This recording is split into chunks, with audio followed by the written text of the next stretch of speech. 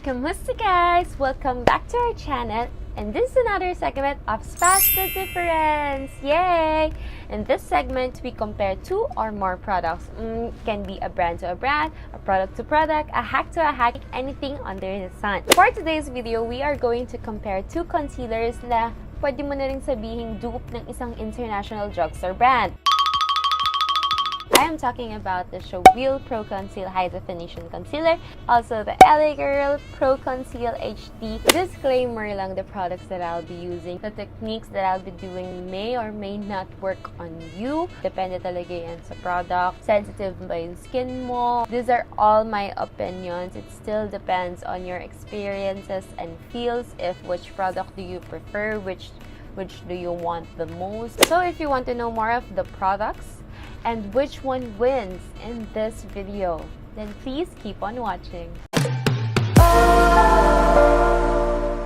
Okay, before diving into the products, there are things that you need to consider when buying concealers.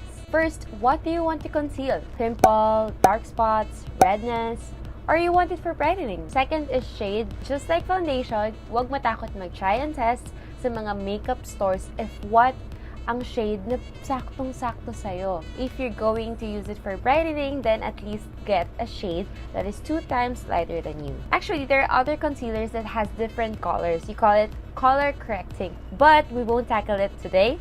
Siguro on their catalogs. At dahil brightening naman ang target natin today, we'll use lighter shades. Unahin na natin si SHAWILL Cosmetics with the Pro Conceal High Definition Concealer in the shade number 1. So yung mga concealer shades nila, it's 1, 2, 3, 4. And we're going to put it sa mga areas na gusto natin i-brighten. This guy has already yung brush. Para madali na lang kapag nag-a-apply tayo. Okay, not too much. So, tayo masyado mag-overboard dito.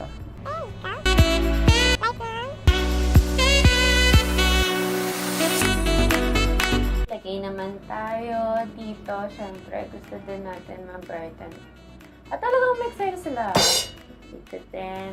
Right, a little bit sa ating nose. Here. Huwag masyado.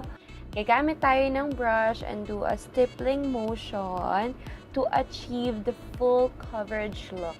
Ngayon naman, gamitin naman natin si LA Girl Pro Conceal High Definition Concealer. We'll talk about the packaging later, but I'm going to use this in the shade Natural. As you can see, nagagamit ko na talaga siya. Mas lighter to.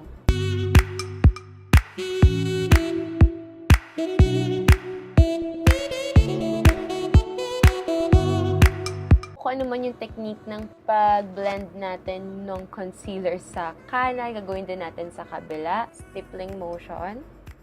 Maganda dito, binibigyan kanya ng parang airbrushed effect.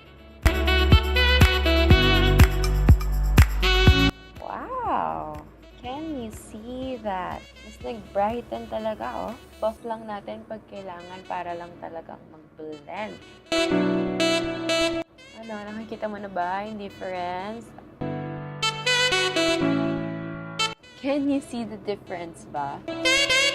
Because I can. Kung gaano nagbibigay ng shine sa atin si SHAWILL dito, yun naman yung pagka-matte ni LA Girl side. Natural na to na shade, and ito number 1 na shade. And yet, mas maputi talaga to kaysa dito. Nakikita niyo ba? Diba? Ayan, oh. I-set na natin siya ng powder. Lagay lang natin siya dito. And let's not get overboard.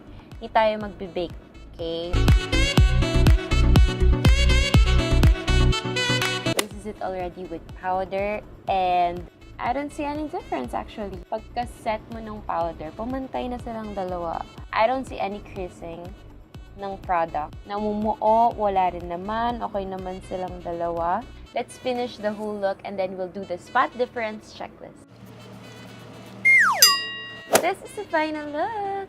Nakikita ba kayong difference? Wala akong pinantay dyan. Ganyan na talaga yan. Nagbigay lang ako ng blush, highlights, contour. We'll do the checklist now. First off, packaging. My gosh.